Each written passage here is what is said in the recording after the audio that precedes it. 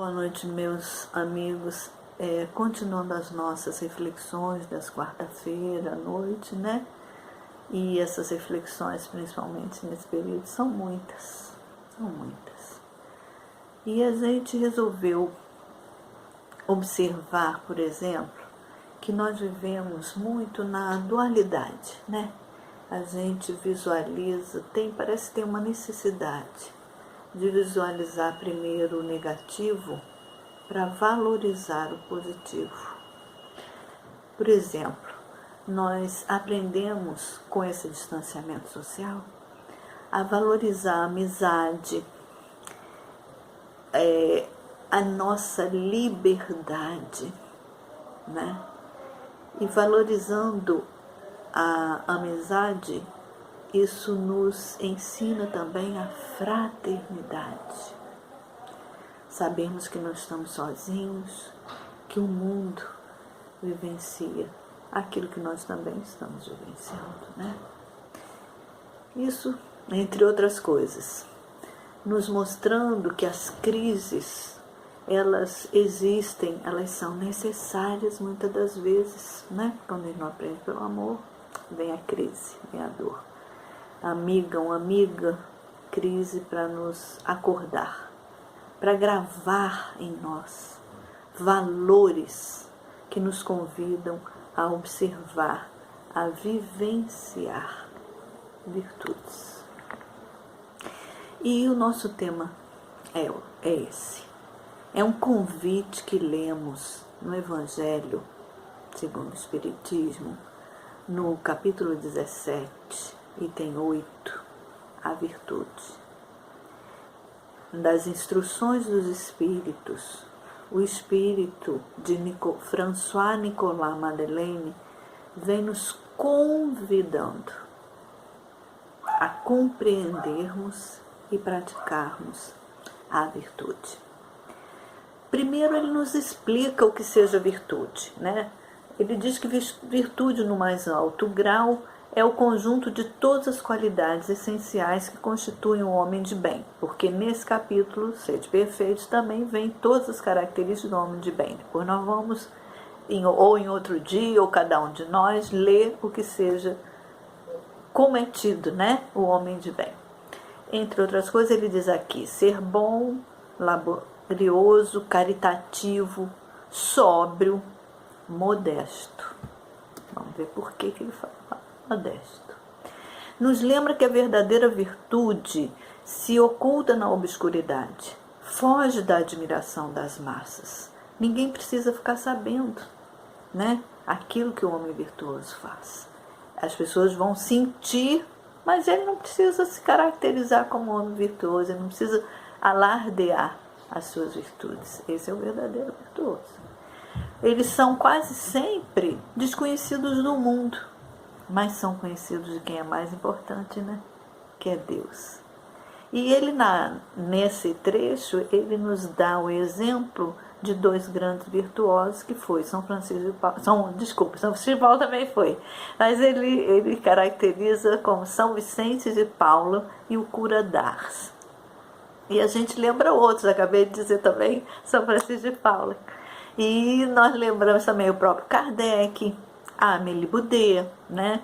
Aqui no nosso país, o querido Bezerra de Menezes, o nosso Chico, a nossa irmã Dulce, né? Mais distante de nós, mas ainda recentemente a Madre Teresa de Calcutá. Isso para citar, sim, N exemplos de virtuosos que não tinham consciência, não faziam alarde daquela sua virtude, porque eram modestos, né? Mas que, principalmente depois da sua missão completada, nós que convivemos ou soubemos ou até fomos agraciados com as suas atitudes de bem, né? Vimos que são virtuosos, né? E essas criaturas, elas se deixavam ir ao sabor das suas santas inspirações, como diz o nosso irmão François. Eles praticavam o bem com desinteresse, com o completo esquecimento de si mesmos. A gente sabe disso, né? O Chico foi assim para a maioria de nós, de uma geração que vivenciou, porque algumas ouvem falar, outros de nós vivenciou, né? O completo esquecimento de si mesmo, né? Uma pessoa totalmente dedicada à virtude realmente, a maior virtude, que é o amor. Então é essa compreensão dessa virtude e a prática dessa virtude é que ele nos convida. Um convite à conscientização das possibilidades que trazemos em nós de maneira latente. É o Deus em nós, né, meus irmãos? Já entendemos que somos espíritos encarnados num corpo material, momentaneamente, né? Naquele trem-bala, né, da musiquinha.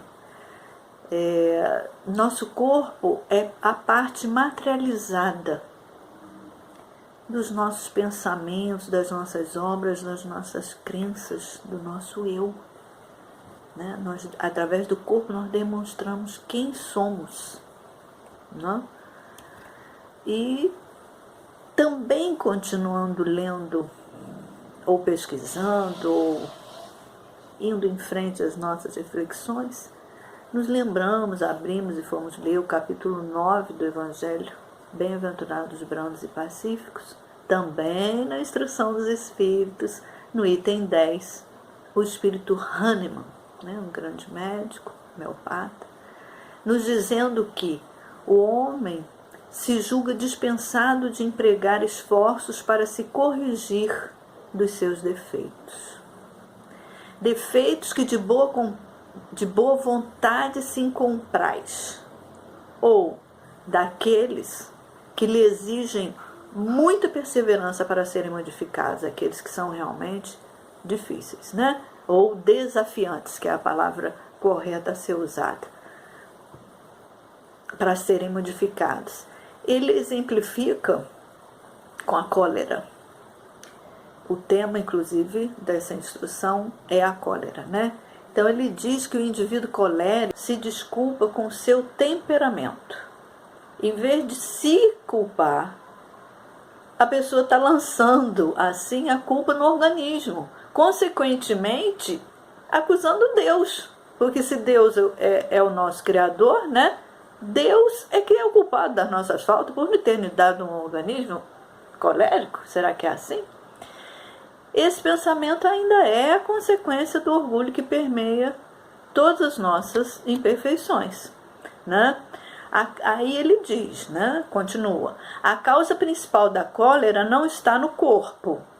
Um espírito pacífico em qualquer corpo sempre será pacífico, né? O cara pode ter 4x2, ser imenso e ser uma pessoa calma, serena, pacífica.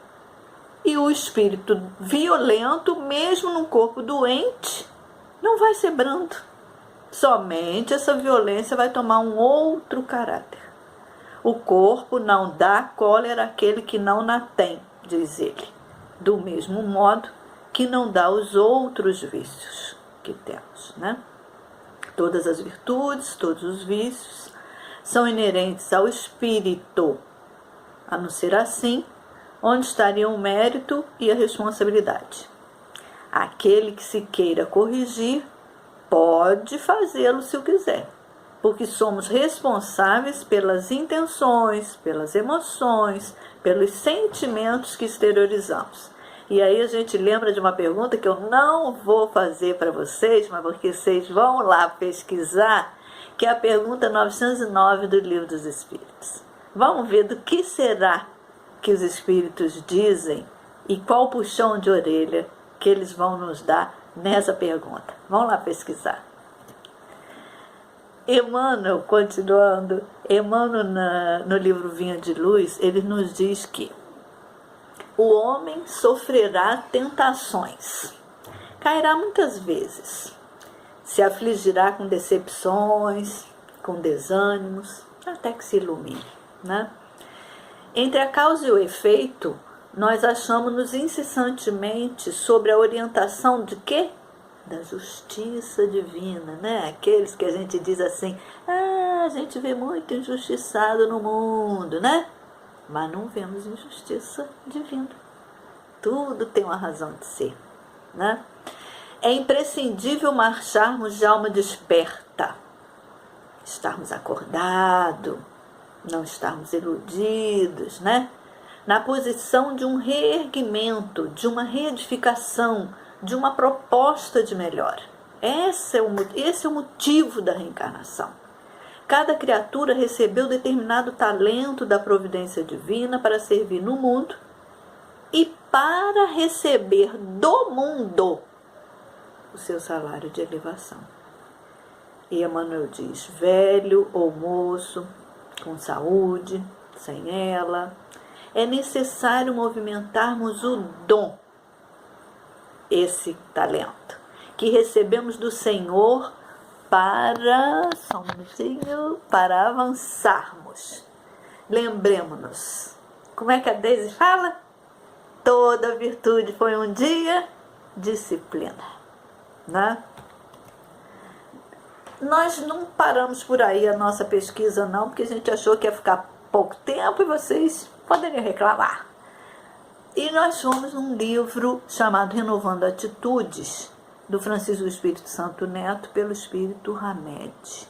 E ele também tem umas orientações bem interessantes.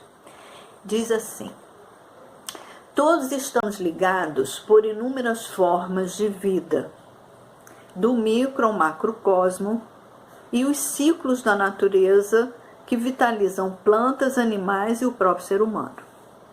Respeitemos e cooperemos pensando na coletividade. Olha que orientação, meus irmãos, né? Enquanto a gente está aqui preso, a gente pode estar orando, estar pedindo pela terra, por todas essas plantas, por todos esses animais, pelos outros irmãos nossos, para que nos recomponhamos, né? Pensemos na coletividade, ele diz. Procuremos adquirir habilidades para resolver as nossas dificuldades do dia a dia com recursos novos, com soluções inovadoras. Ou seja, quantos estão aprendendo a cozinhar, né? Uma língua, uma música, um hábito que a gente não tinha. Às vezes eu comento, eu nasci e me criei com uma mãe e pai que gostavam de música em casa, sempre cantava, sempre fazia as coisas cantando, né? E a gente não ouve mais as pessoas ouvirem uma música, trabalhar em casa cantando, e a gente tem ouvido isso nesse período, os vizinhos com as crianças, é importante. Estamos voltando a hábitos bons que tínhamos esquecido, né? Então procuremos nos ver, ele continua, como realmente somos e retirando máscaras que nos aprisionavam. Nos conscientizemos que o erro, ele não pode ser visto e ser motivo de abatimento e paralisação principalmente, né? E sim estímulo para aprendizado. Procuremos seguir adiante, pacientes conosco mesmos e com os outros, ganhando cada vez mais discernimento entre as leis de amor que regem o universo. Não somente aqui, não somente a nós. Deus é Deus cósmico, né? Deus é Deus dos universos, né? E que a gente consiga com essa situação, com essas reflexões, porque estamos precisando refletir, estamos sós conosco mesmos. Então vamos melhorando, vamos procurando trocar o pensamento ruim, como a gente diz, que vem mais ruim até que chegue o bom. Então trocando esses pensamentos por coisas boas, nos recompondo, né? Nós não podíamos então deixar de falar da Joana de Ângeles. No livro Momentos de Esperança tem uma mensagem belíssima. Ela fala na arte do bem viver, ela faz uma diferença entre o bem viver e o viver bem. Quem puder, leia na íntegra, porque é uma muito boa mensagem. A gente tirou algum trechinho, né? Alguma coisinha, um pouco. O espírito na Terra transita em 3 fases, diz ela. durante a sua evolução. Embora já na forma bípede, ele assume primeiramente uma postura animal, depois humana e depois espiritual. Lembra assim o Evangelho também quando fala de sentimento, né? Vamos lá também procurar ver. Quando existe, né, a predominância do instinto, que o atavismo da evolução mantém, temos sensação e gozo, nos sentimos ainda escravizados, né? Aquele período inicial nosso de animal. Quando as emoções vão se elevando, na busca da realidade da vida, o homem já se apresenta em experiências no ciclo humano e se prepara para o passo seguinte. Por fim, quando já sabemos nos doar ou nos elevamos ampliando os esforços em favor também do outro, do próximo, né? O homem se transfere para o degrau que o alçará ao estágio espiritual libertador. Esse é o último, né? Ainda falta um pouco. No primeiro passo, o homem goza, sente e aturde-se. No segundo passo, ele percebe, conquista, ilumina-se. E no terceiro, eleva-se, vive, santifica-se. Não, aí é um conselho, não te detenhas na faixa vibratória da evolução na qual estagias.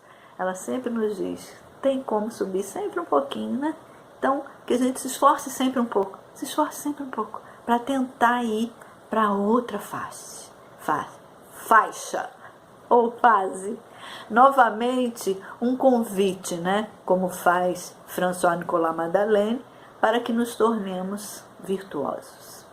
E Emmanuel nos elucida mais uma vez. Como herdeiros de Deus, trazemos conosco o tesouro da evolução, as virtudes latentes.